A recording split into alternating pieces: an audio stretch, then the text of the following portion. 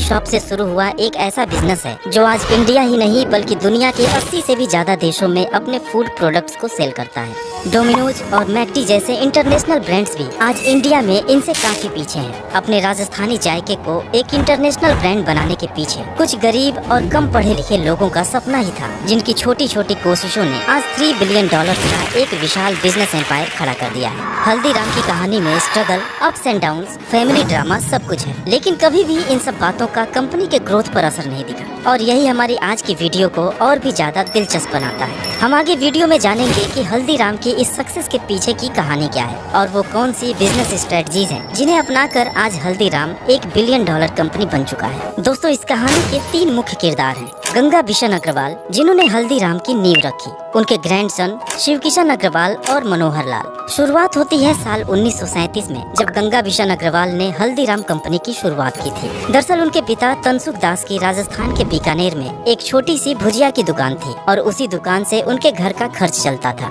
गंगा बिशन अग्रवाल को उनके घर वाले प्यार से हल्दीराम कहकर बुलाते थे। बचपन से ही अपने पिता की मदद करने के लिए वह दुकान पर काफी समय दिया करते थे और खेलने कूदने की उम्र में भुजिया बनाने की रेसिपी को समझने की कोशिश करते थे। बीकानेर में उस समय भुजिया काफी पॉपुलर हुआ करता था और इसको बनाना भी मुश्किल नहीं था। हर गली मोहल्ले में बड़ी आसानी से ये मिल जाया करती थी और सबका टेस्ट भी लगभग एक जैसा ही होता था। इसलिए मार्केट में कंपटीशन क्वालिटी का नहीं बल्कि सिर्फ उसके प्राइस का था। गंगा बिशन अग्रवाल हमेशा से अपने पिता को भुजिया की रेसिपी में कुछ बदलाव करने का सुझाव दिया करते थे और खुद भी नए नए इंग्रेडिएंट्स के साथ भुजिया पर एक्सपेरिमेंट्स करते रहते थे। काफी चीजों को आजमाने के बाद आखिरकार वो एक ऐसे प्रोडक्ट को बनाने में सफल हो गए जो उस समय मार्केट में किसी के पास मौजूद नहीं था। दोस्तों, गंगा बिशन ने अपने पिता की भुजिया में कुछ ऐसे मेजर चेंजेस किए जिससे उनकी तकदीर ही बदल गई। इसमें उन्होंने पहला बदलाव ये किया कि भुजिया को बेसन की जगह मोठ की दाल से बनाने लगे। ऐसा करने से न सिर्फ भुजिया का टेस्ट कई गुना बढ़ गया बल्कि वो पहले से कहीं ज्यादा क्रिस्पी भी हो गया, जो मार्केट में मौजूद भुजिया से पूरी तरह डिफरेंट था।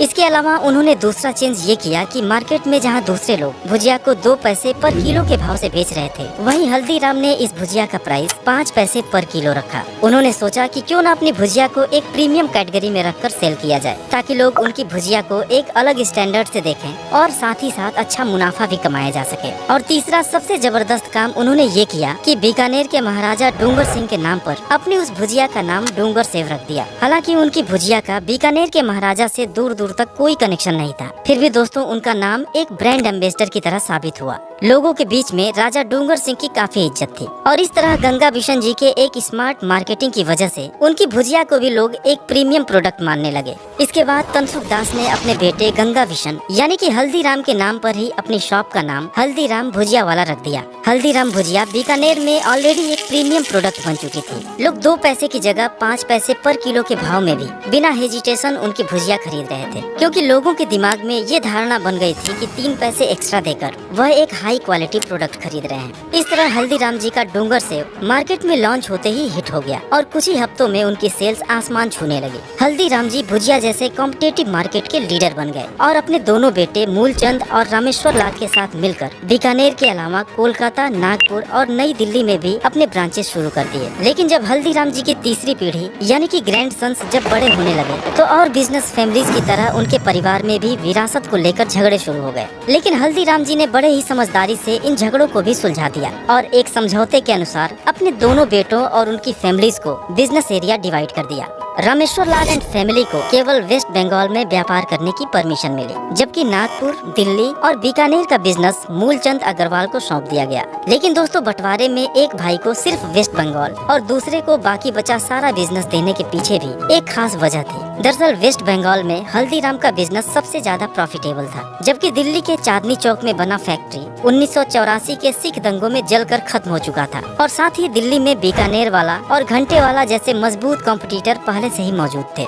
दूसरी तरफ नागपुर में भुजिया कुछ खास फेमस नहीं था और हल्दीराम की मार्केट में कोई अच्छी पकड़ भी नहीं थी। मामला सुलझने के बाद पूरा अग्रवाल परिवार फिर से बिजनेस को आगे बढ़ाने में लग गया। और दोस्तों, अब कहानी में एंट्री होती है दूसरे सबसे इम्पोर्टेंट कैरेक्टर शिव किशन अग्रवाल जी की, जो इस इस कंपनी को ऐसे लेवल पर ले गए जिसे किसी ने सोचा भी नहीं था। शिव किशन जी ने अपना फैमिली बिजनेस तो 60s में ही ज्वाइन किया था, लेकिन टेरिटोरियल डिवीजन के बाद उन्होंने अपना फोकस नागपुर के बिजनेस पर किया, जिसको आगे बढ़ाने के लिए उन्हें काफी स्ट्रगल भी करना पड़ा। दरअसल उस समय सिर्फ नागपुर में ही नहीं बल्कि पूरे महाराष्ट्र के अंदर भुजिया का कोई खास डिमांड नहीं था। ऐसे में शिव किशन जी ने महाराष्ट्र के लोगों की फूड हैबिट जानने के लिए मार्केट रिसर्च का फैसला किया और उन्होंने नागपुर के पूरे मार्केट को खंगाल डाला। और कई महीनों के रिसर्च के बाद उन्हें इस मार्केट के अंदर दो बड़ी अपॉर्चुनिटीज नजर आई। इसमें सबसे पहली चीज उन्होंने ये नोटिस किया कि महाराष्ट्र के लोग उस समय ज्यादा तरह के स्नैक्स के बारे में नहीं जानते थे, और दूसरी चीज कि वहाँ स्वीट्स के नाम पर कुछ गिनी चुनी मिठाइयाँ ही मौजूद थी। यानी कि महाराष्ट्र के मार्केट में स्नैक्स की अलग अलग वेराइटीज और दूसरे रीजन्स की अलग अलग मिठाइयों को इंट्रोड्यूस करने का अच्छा स्कोप था।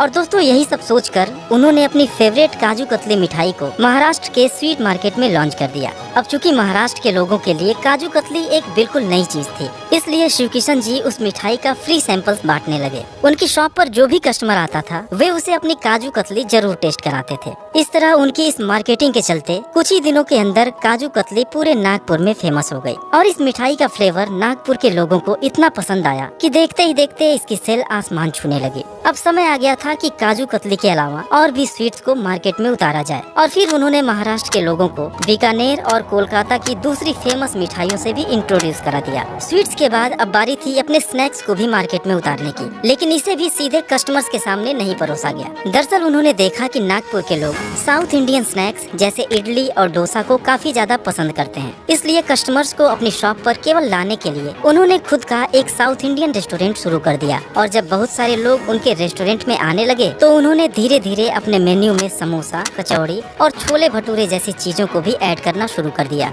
इस तरह शिव किशन जी ने पहले लोगों का भरोसा जीता और फिर उन डिशेज को लोगों के सामने पेश किया जो महाराष्ट्र में किसी के पास नहीं थी। और इन जबरदस्त बिजनेस स्ट्रेटजीज और टेस्टी प्रोडक्ट के चलते अगले कुछ सालों में हल्दीराम की सेल्स कई गुना बढ़कर नई ऊंचाई पर पहुंच गई। दोस्तों अब इस बात में कोई शक नहीं है कि हल्दीराम को इस मुकाम तक पहुंचाने में शिव किशन जी का योगदान काफी ज्यादा अहम रहा था। लेकिन अब हल्दीराम की सक्सेस जर्नी में तीसरे और सबसे अहम किरदार के बारे में जिक्र करना भी काफी जरूरी है, जो हल्दीराम को इस लेवल से भी ऊपर लेकर गए और इंडिया के अलावा दुनिया भर के देशों में इस ब्रांड को पॉपुलर बना दिए। वो शख्स थे मनोहर लाल अग्रवाल, जिन्होंने इस बिजनेस को आगे बढ़ाने में दो ऐसी स्ट्रेटजीज अपनाई थी जो हल्दीराम की स्टोरी में एक बहुत ही बड़ा गेम चेंजर साबित हुई। दोस्तों ये अर्ली 90s का वो समय था जब कोई भी ब्रांड पैकेजिंग पर कोई खास ध्यान नहीं देता था। ऐसे में मनोहर लाल ने अपने ब्रांड को और भी ज्यादा फेमस बनाने के लिए हल्दीराम के ब्रांडिंग के साथ महंगी, कलरफुल और प्रीमियम पैकेजिंग का इस्तेमाल करना शुरू कर दिया, ताकि लोगों को ये महसूस हो कि वो मार्केट के एक ट्रस्टेड प्रोडक्ट को खरीद रहे हैं। उनके ऐसा करने की वजह से लोगों के बीच न सिर्फ ब्रांड अवेयरनेस बढ़ी, साथ ही हल्दीराम के लिए लोगों का ट्रस्ट पहले से भी कहीं ज्यादा मजबूत हो गया। उन्होंने अपने ऑफलाइन डिस्ट्रीब्यूशन नेटवर्क को भी काफी मजबूत किया ताकि उनके प्रोडक्ट्स लोगों तक आसानी से पहुंच सके। इसके अलावा मनोहर लाल जी की दूसरी स्ट्रेटजी ये रही कि उन्होंने बड़े बड़े शहरों में हल्दीराम के स्टोर्स खोलने शुरू कर दिए, जिसके चलते सिर्फ कुछ ही सालों में हल्दीराम की सेल्स सैकड़ों गुना बढ़ गई। मूलचंद अग्रवाल एंड फैमिली के बढ़ते बिजनेस और कद को देखकर